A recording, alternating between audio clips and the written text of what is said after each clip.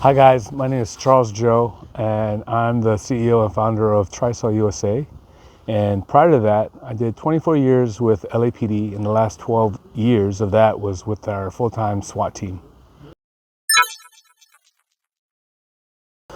Well, the fundamentals of CQB, without getting into the nitty-gritty and jumping down a deep rabbit hole, the basic concept that I'd like to impress upon all my students or whoever wants to discuss that is basically working in a teamwork or team capacity, respecting your angles, because the angles can benefit you as well as it can harm you.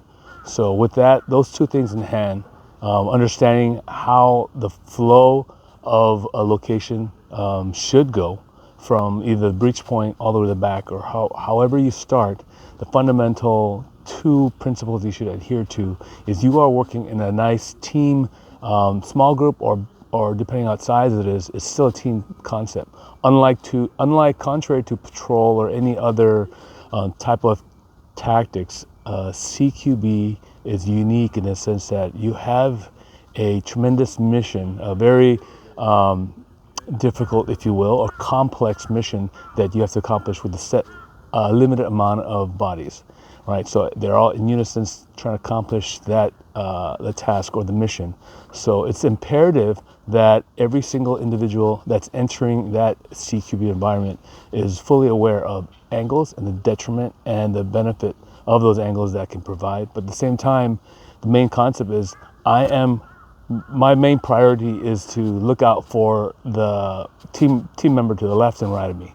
If that's my concern, then, and if everyone in that team has the same understanding or same goal, is to make sure the angles of my partner to the left, angles of partner to my right are covered by my observations, then we should be, if you will, tight. We should be tight. We should be secure and being able to flow more. So the ability to watch my partner's flanks or his six is the whole concept of working as a team because of the various complicated angles that present itself when you are entering into that CQB environment. Police CQB and military CQB, I think in that sense, in my opinion, angles are the same, doors are the same relatively. You know, you have an open door opening, you have an outward opening, inward opening door, and then the thickness of the structure, the walls, pretty much determine the tactics, if you will, for a room entry or for a hallway. The main difference would be the mission concept.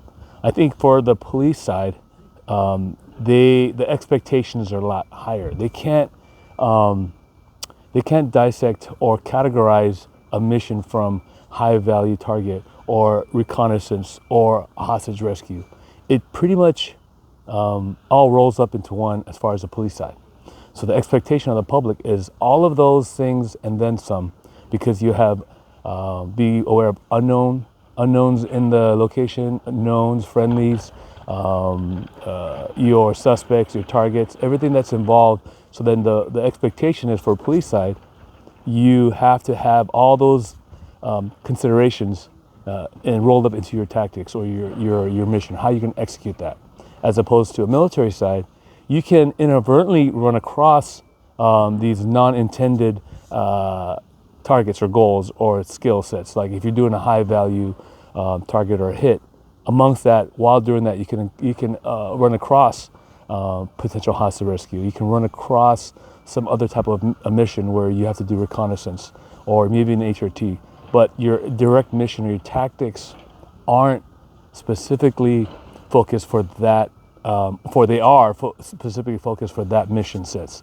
Whereas police, you rarely have a reconnaissance mission. You rarely have a high value target mission, and you don't have all the other potential support that you have. So once going into the structure off a radio call or observation, now all these other factors come into play for police. So you have to be ready to pivot on a dime and engage in that hostage rescue act, or just keep the peace. A typical keep the peace radio call can on an instant turn into a hostage rescue, or can instantly turn into return fire and seek cover and call in the troops. And you basically hold down what you have until you can get reinforcements.